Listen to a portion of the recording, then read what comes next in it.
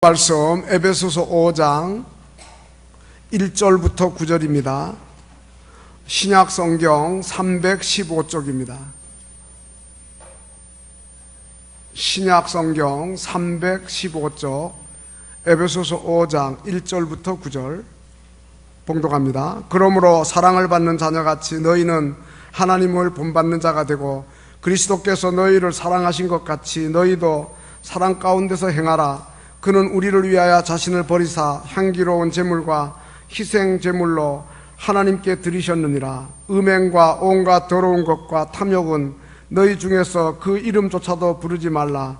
이는 성도에게 마땅한 바니라. 누추함과 어리석은 말이나 희롱의 말이 마땅치 아니하니 오히려 감사하는 말을 하라.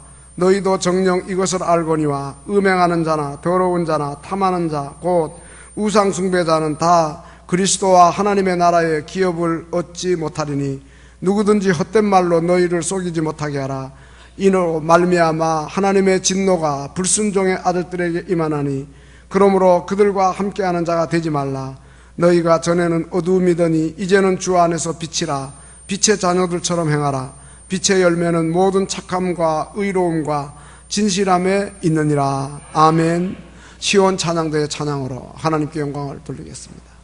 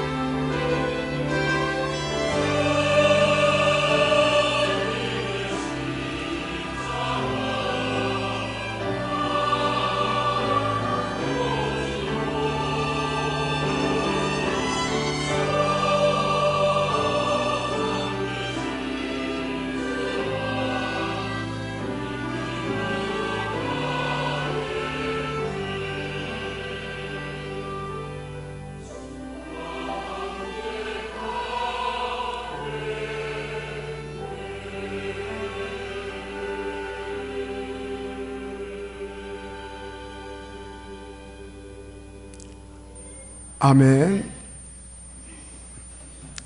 창세기를 보면 하나님께서 이 땅의 모든 생물, 가축과 기는 것과 땅의 짐승들을 다 종류대로 지으시고, 마지막에 하나님께서 사람을 지으실 때는 땅의 흙으로 사람의 모양을 만드시고, 그리고 생기를 코에 불어 넣어서 인간을 다른 피조물과 달리 아주 특별한 영적인 존재로 지으십니다.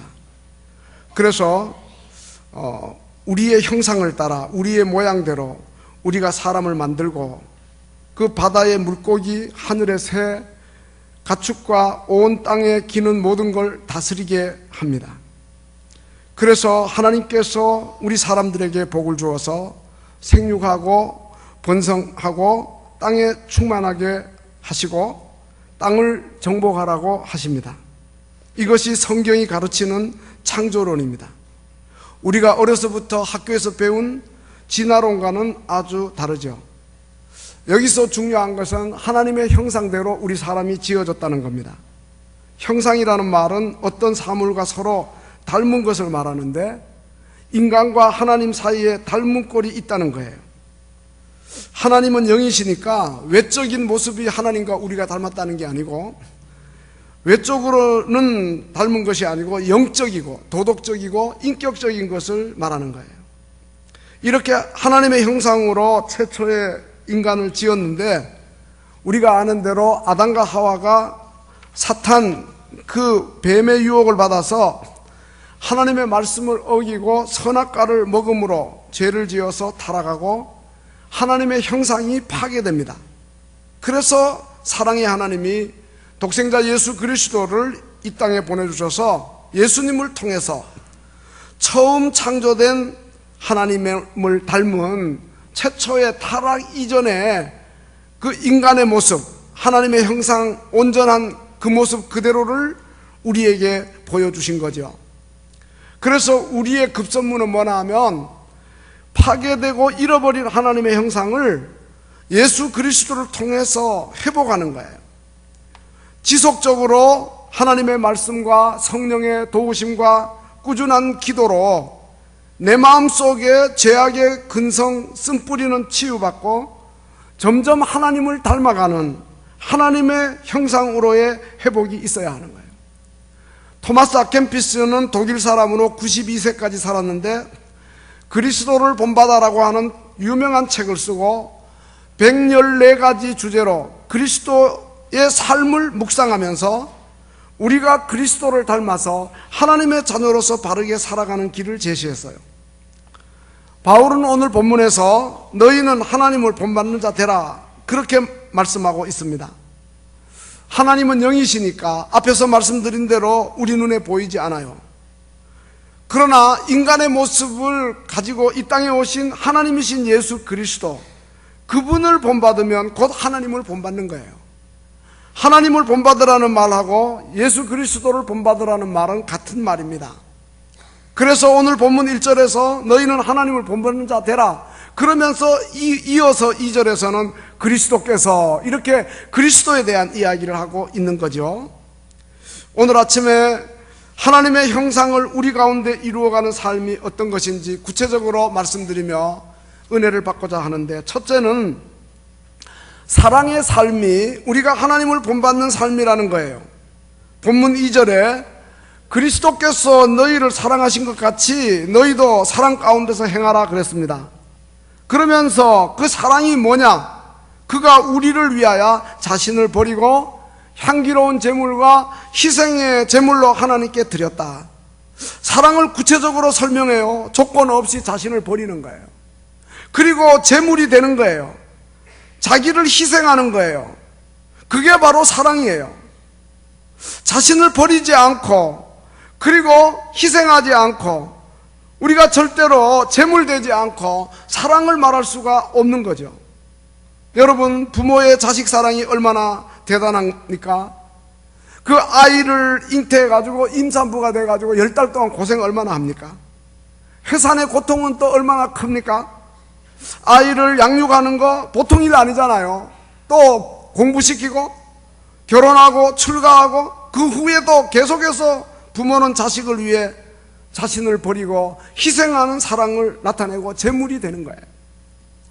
하나님이 우리를 그렇게 사랑하셨어요. 무조건적으로 아가페 사랑으로 우리를 사랑하셨어요. 그러니까 오늘 우리도 이제 주님을 그러한 마음으로 사랑해야죠. 그게 하나님이시니까 또 하나님을 닮는 거죠. 그리고 우리가 부모, 형제나 남편이나 아내, 또 친인척과 친지, 교회 안에서 성도들, 우리가 자신을 버리고 자신을 희생하면서 제물이 되어 그들을 사랑해야 하는 거예요. 그러나 나의 입술은 주님을 닮은 듯한데 내 마음은 아직도 추하여 받을 사랑만 계속하고 있습니다. 요사이 모두들 전도가 안 된다 그러죠. 가나안 교인이 점점 많아지는 추세다. 이 가나안을 거꾸로 하면 안 나갑니다. 안 나가. 교회 안 나간다는 거예요.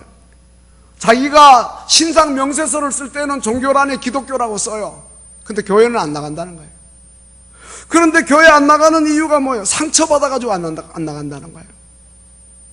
다른 사람에게 상처받아서 교회 나가기 싫고, 또 교회 나가도 상처받았기 때문에 교회에서 일하기 싫고, 그런 사람들이 많아지는 거예요.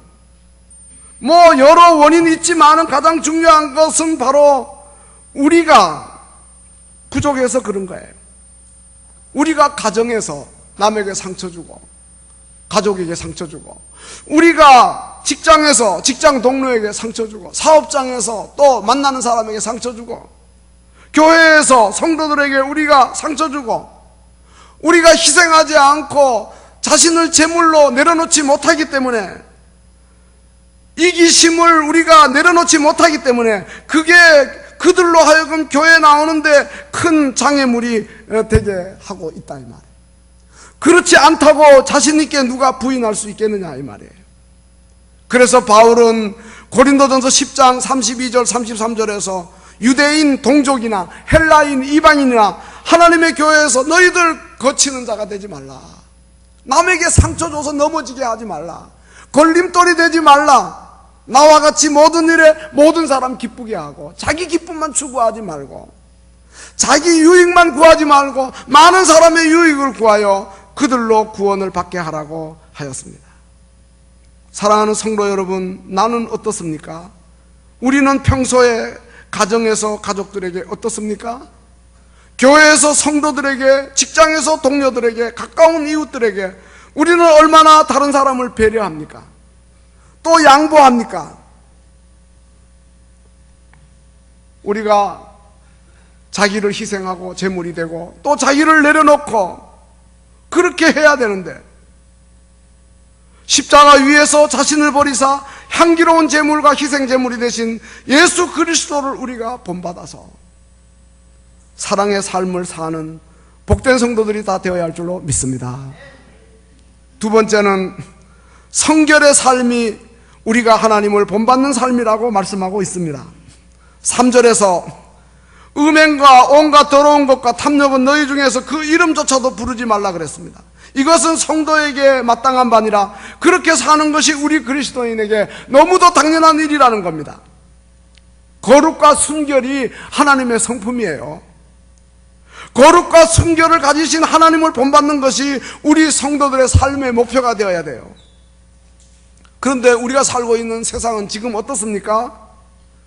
간통죄가 폐지되고 동성애를 합법화시키려 하고, 그거를 반대하는 발언을 하면 혐오 발언이라 그래가지고 법으로 금지하게 하려고 지금 법을 개정하고 하려고 온갖 시도를 하고, 그 인권위원회라고 하는 그 단체가 말이죠, 그 정부기관이죠, 소수자의 인권이라는 말을 하면서 온통 이 세상을 더럽고 추하게 만들려고 하고 있어요.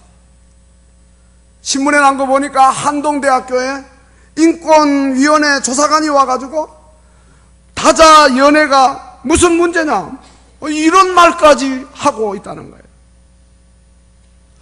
여러분, 인터넷이나 스마트폰, 대중매체를 통해서 음행과 온갖 더러운 것과 탐욕을 부추기는 글들이 난무하고 있는 걸 우리가 보게 되는 거예요.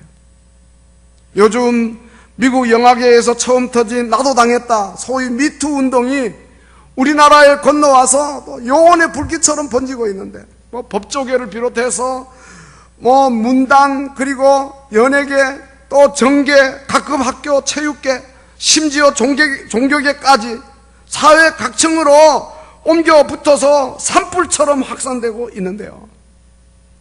그동안 얼마나 골맞으면 이토록 끊임없이 연일 터질까요? 많은 사람들이 그동안 내려오는 관례야, 그렇게 하면서 양심의 가책은 받지 않고 힘을 가진 자들이 행포를 부리고 속과 겉이 너무도 다르게 스타고 유망주고 대단한 그러한 위치에 있는 사람들이 이중적으로 이렇게 하고 있었던 일들이 다 드러나고 있지 않아요? 정말 주님의 재림이 매우 가까운 말세지 말의 현상이에요. 디모데후서 3장 1절 이하에는 보면 말세에 고통하는 때가 이르는데 사람들이 자기 사랑하고 돈 사랑하고 거룩지 않고 절제하지 못하고 선한 것 좋아하지 않고 그리고 쾌락 사랑하기를 하나님 사랑하는 것보다 더하다 그랬는데, 그러한 현상이 바로 지금에 이루어지고 있는 거예요. 그러나 여러분, 우리 성도들은 달라야 합니다. 세상 사람들하고는 반드시 구별되어야 합니다. 우리 그리스도인들은 자기를 거룩하게 관리해야 됩니다. 왜? 우리는 하나님을 닮아야 하는 사람들이기 때문이에요. 우리 그리스도인들은 이 시대 정신과 세상 풍조에 따라서 살아서는 안 되는 거예요. 음행과 온갖 더러운 탐욕의 노예가 되어서는 안 되는 거예요. 자신의 욕망을 다스리지 못하고 자신의 가정의 울타리를 넘어서 이웃의 성을 탐하는 그런 일들이 우리에게 있어서 안 된다, 이 말이에요. 여러분, 요셉을 잘 알지 않습니까? 창세기 39장 6절 이하에 보면 요셉이 용모가 빼어났어요. 얼굴이 아름다워요. 주인의 아내가 요셉에게 눈짓 자꾸 합니다. 동침하기를 청합니다. 근데 요셉이 관례라 그러면서 그 방에 들어갑니까?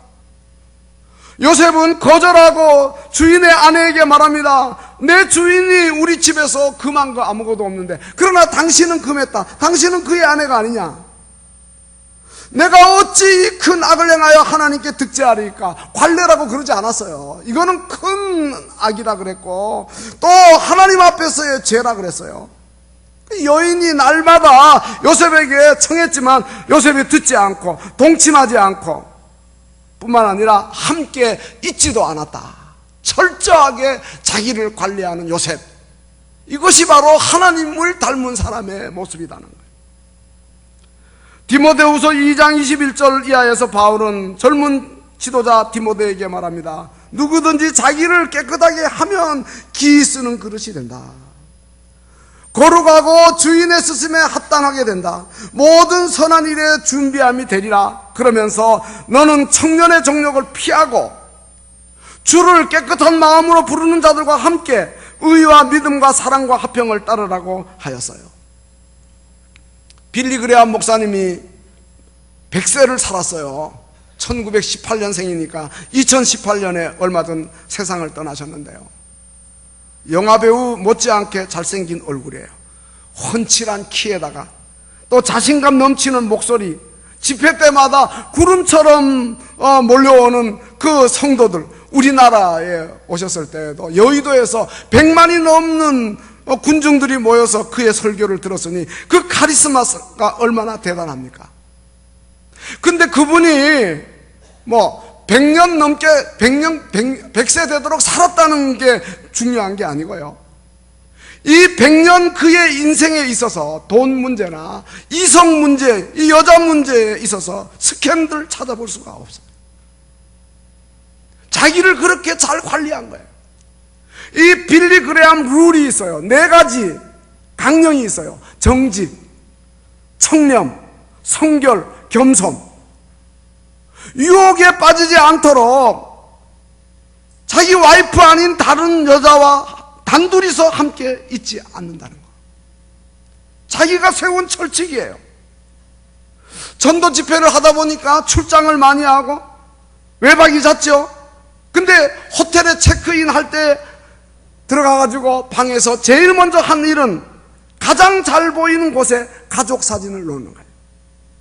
가족들과 떨어져 있지만, 아내와 떨어져 있지만 가족들이 늘 자기를 지켜본다는 생각을 했다는 거예요. 이러한 철저한 관리가 있어야 되는 거예요. 이번에 미국의 마이크 펜스 부통령이 평창 올림픽의 개회식에 참석했잖아요. 그가 좋은 말을 했어요. 아내가 아닌 다른 여성과는 단둘이서 식사하지 않는 게 자기의 룰이라고. 여러분, 이 빌리 그레함 룰이나 마이크 펜스의 룰이 우리 그리스도인들에게 절실히 요청되는 거예요. 우리는 다 약합니다. 예외가 없습니다. 성군 다윗도 넘어졌는데.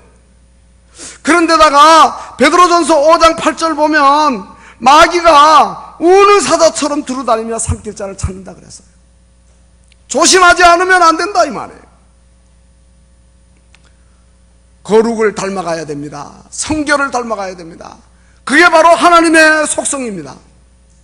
뭐 이성 문제뿐만 아닙니다. 바벨론 포로 되어간 다니엘 보세요. 다니엘은 뜻을 정했다 그랬어요.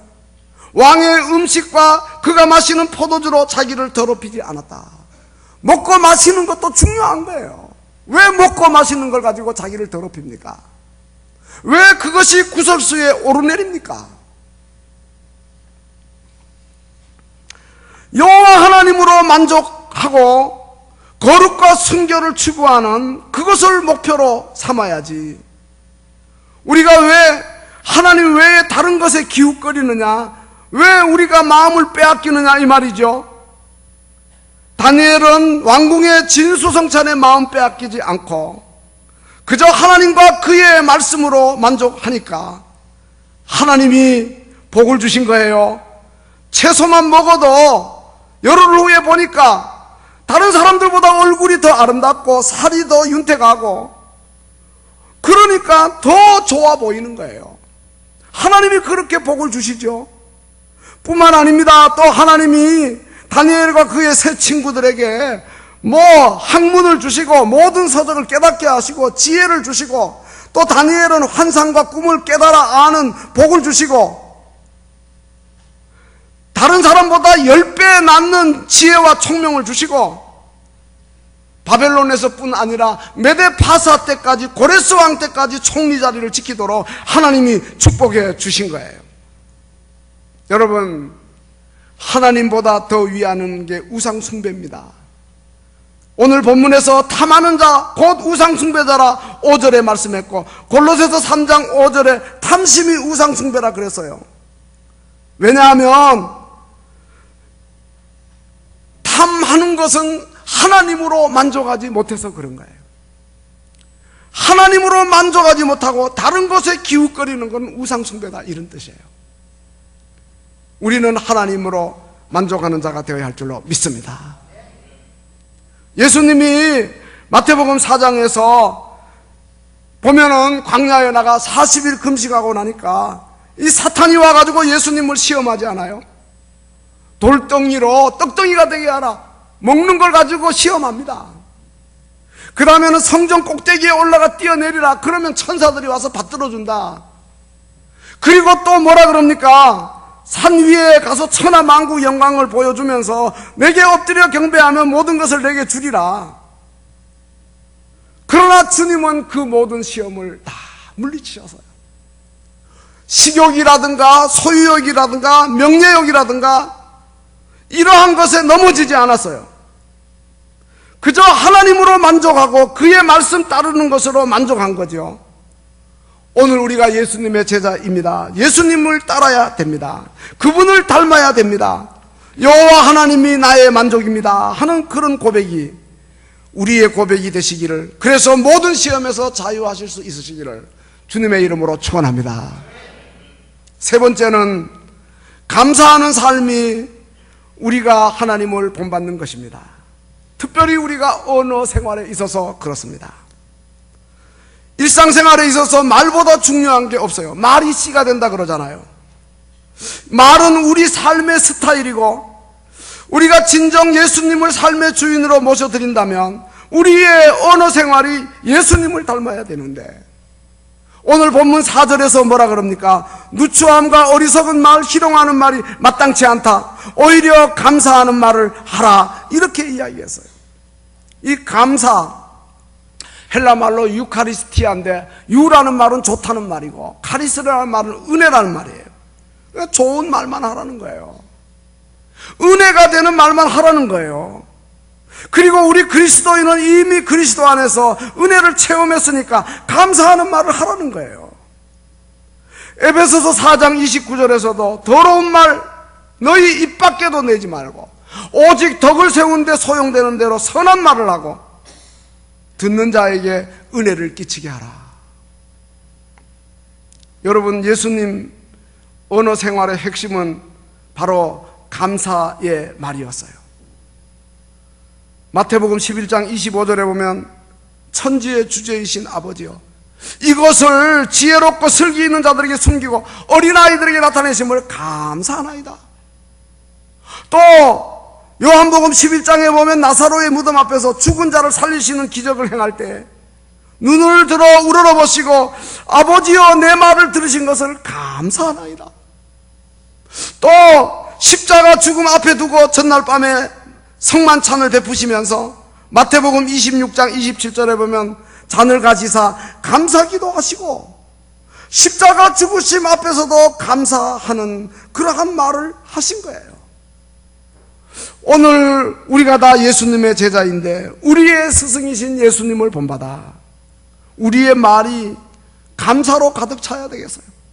기도를 하든지 찬양을 하든지 무슨 말을 하든지 감사의 말이 흘러나와야 되겠어요. 감사가 최고의 언어고 감사가 성숙한 삶의 모습이고 우리 입에서 항상 하나님께 감사가 흘러넘치는, 그래서 가정에서도 부부간에도 서로 감사하시고 또 부모와 자식 간에도 서로 감사하시고 형제들 간에도 서로 감사하는 말을 하고 교회 안에서도 성도들 간에 반드시 감사가 흘러넘치도록 감사의 언어를 많이 사용해야 됩니다. 여러분, 예수 믿는 사람과 믿지 않는 사람의 현저한 차이가 뭡니까? 감사의 언어예요. 이 감사가 기독교 문화의 대표적인 현상입니다. 구소련의 문학가였던 솔제니친이 자유세계로 와가지고 그리스도인이 되었어요. 그리고 그가 경험하면서 기독교 문화가 아름다운 걸 가리켜서 두 단어로 요약할 수 있다 그랬어요. 하나는 감사고 하나는 용서라, 이렇게 이야기했어요. 하나님 없는 공산주의 문화에서는 감사와 용서를 자기가 찾아볼 수 없었다는 거예요. 여러분, 북한 김정은이나 공산주의자들이 누구에게 감사하고 누구를 용서하는 일을 보았습니까? 이번에 평창 올림픽에 남한에서 얼마나 그들에게 많이 배려해도 감사하다는 말 하나도 안 해요. 조금만 자기 위에 상해도 사람 목숨을 파리 목숨처럼 취급하고 자기들의 잘못 사과하는 일이 절대 없어요. 뭐 대통령 특사들이 북한 다녀와서 뭐 김정은이 만나고 뭐 통이 크고 뭐 배려심이 많고 뭐. 아니, 그런 사람이 고모부를 살해하고, 그런 사람이 이보형이지만 독살을 하고, 연설할 때 졸았다 그래가지고 안경 닦았다 그래가지고 처형하고, 이게 바로 공산주의고 이게 바로 북한의 모습이란 말이죠. 그러나 우리 성도들은 다르죠. 우리의 입에는 감사의 언어를 늘 흘러나오게 해야 된다는 거죠. 누추한 말, 폭력의 언어, 그 어리석은 말, 희롱의 말이 우리에게 합당치 않다는 거죠. 우리는 마땅히 감사하는 말을 해야 된다는 거죠. 예수 믿고 거룩한 성도가 되었으면 우리의 언어가 바뀌어서 새 언어의 옷을 입고 감사의 언어로 가득하고, 그래서 이제 우리가 사랑의 삶을 살고 그리고 용서의 삶을 살고 또 우리가 성결의 삶을 살고 행복의 삶을 사는 수준 높은 자들이 돼야 돼요. 오늘날 인터넷이나 뭐 스마트폰, 대중매체에 저급한 말들이 넘칩니다. 아이들조차도 청소년들 입에 뭐 담기 어려운 욕설들이 난무합니다. 여러분, 우리는 시편 141편 3절에서 여호와여 내 입에 파수꾼을 세우소서, 내 입술의 문을 지키소서. 그렇게 기도했는데 우리 모든 입술에 파수꾼을 세워 철저히 단속해서 더러운 말, 음란한 말, 부끄러운 말 하지 아니하고 자기를 거룩하게 관리해서 하나님을 닮은, 하나님이 받으실 만한 감사의 언어가 넘쳐야 할 줄로 믿습니다. 그렇게 감사하면 기적이 나타나요. 예수님이 나사로 무덤 앞에서 감사하니까 죽은 나사로가 살아났어요. 보리떡 5개와 물고기 2마리 가지고 예수님이 하늘을 우러러 축사하시고 감사 기도하니까 5,000명이 배부르게 먹고 부스러기만 12광줄이 거두었어요. 예수님 십자가 앞두고도 감사하니까 사형과 저주의 상징인 십자가가 인류 구원의 상징이 되고, 감사하시니까 부활의 승리가 뒤따라오는 거예요. 오늘 우리에게 이러한 기적이 나타나야 할 줄로 믿습니다. 어느 교회 찬양 사역자가 찬양에 특별한 은사가 있어서 늘 찬양하는 일로 섬겼는데, 병원에 가서 혀를 이제 진단받는데 암의 징후를 발견했어요. 여러분, 찬양으로 섬기던 자매가 혀에 암 진단받고 어쩌면 혀를 잘라야 할지 모른다고 하는 이러한 자리에 이르렀으니 얼마나 기가 막힌 일일까요? 그런데 그녀는 오랜 동안 기도하면서 또 말씀을 묵상하는 중에 이제 마지막 남은 기회를 주님께 감사드리고 주님을 더욱 찬양해야 되겠다, 이렇게 결단을 한 거예요. 그러면서 그는 이렇게 말했어요. 아직도 내가 말할 수 있어서 감사하다. 아직도 내가 찬양할 수 있어서 감사하다. 아직도 내가 섬길 수 있어서 감사하다. 그러면서 교회에서 열심히 찬양으로 봉사하고, 또 병원에 입원해가지고는 그가 입원했던 연세대학교 세브란스 병원 신우의 예배에서 찬양으로 봉사하고, 이렇게 감사하니까 기적이 일어난 거예요. 더 이상 그녀의 혀에 그 암이 악화되지 않은 거예요. 암의 징후들이 다 사라지게 된 거예요. 그리고 그는 그 후에 온전한 찬양 사역자가 되어서 지금은 미국에서 활동하고 있는데, 가는 곳마다 간증하고 찬양으로 하나님께 영광을 돌린다는 거예요. 감사가 기적을 낳는 줄로 믿습니다. 우리의 언어가 감사로 채워져야 할 줄로 믿습니다. 감사했던 주님처럼 우리가 감사하면 십자가는 고통이 아니고 승리가 될 것이고, 수치와 저주가 아니고 자랑과 은총이 될 줄로 믿습니다. 질병과 절망의 그 십자가가 치유와 희망의 부활의 십자가가 될 줄로 믿습니다. 결론으로 말씀을 맺으려고 합니다. 우리가 하나님을 닮아야 되는데, 하나님이신 그리스도를 통해서 하나님을 닮아가는 자가 되어야 됩니다. 사랑의 삶으로, 성결한 삶으로, 감사의 삶으로 하나님을 닮아갈 수 있게 해 주옵소서. 그러나 부패한 인간인 우리가 어떻게 하나님을 닮을 수 있겠습니까? 인간의 본성과 능력으로는 불가능할 것입니다. 성령으로 거듭나 새 사람이 될 때에, 성령께서 충만히 내주하시면서 우리의 속사람을 다스려 주실 때에 우리는 정말 하나님을 닮는 자가 될 줄로 믿습니다. 이 시대 정신이나 세상 풍조에 휩쓸리지 마시고 단호하게 세상의 흐름과 역행하여 끊임없이 그리스도를 본받는 자가 되어야 할 것입니다. 바울은 다메섹에서 부활의 예수님 만나고 난 다음에 평생을 예수님 닮기를 원했습니다. 내가 그리스도를 본받는 자 된 것 같이 너희는 나를 본받는 자 되라, 그렇게 외쳤습니다.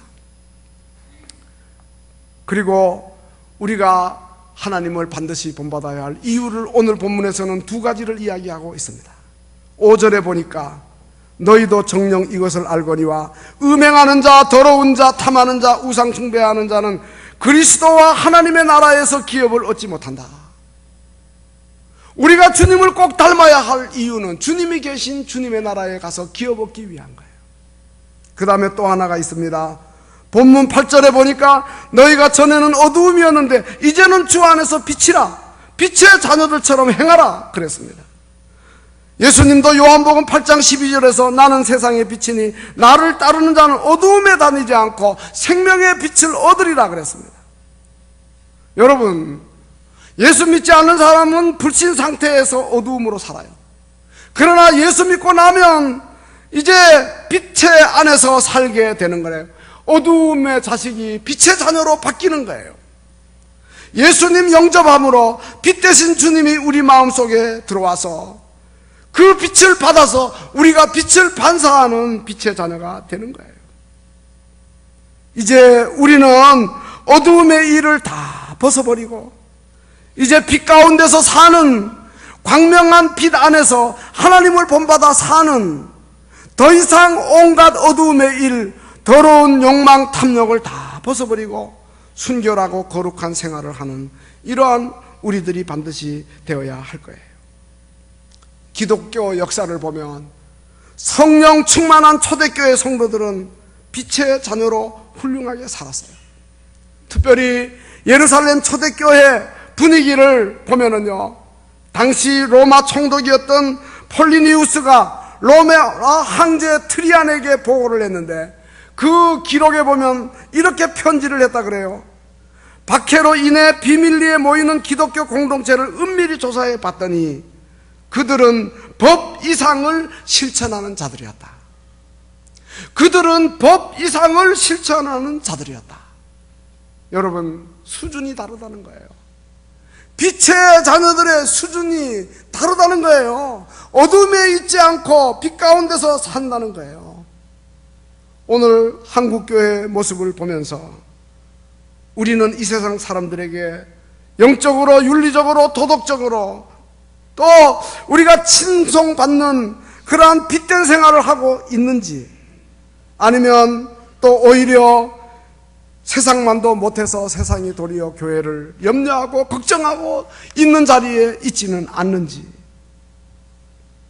우리 교회가 참으로 세상 속에 어두움을 밝히는 빛이 되어야 되고 썩어져가는 세상 속에 소금이 되어야 되고 더러운 냄새가 진동하는 세상 속에 향기가 되어야 하는데, 이 일은 오직 예수님을 닮는 길밖에 없는 거예요. 하나님을 본받아 그렇게 살도록 우리 모두가 다 간절하게 기도하는, 그래서 우리 안에 주님의 모습이 만들어지고 그리고 우리 밖으로 주님의 모습이 드러나는 복된 성도들이 다 되시기를 주님의 이름으로 축원합니다. 기도하시겠습니다.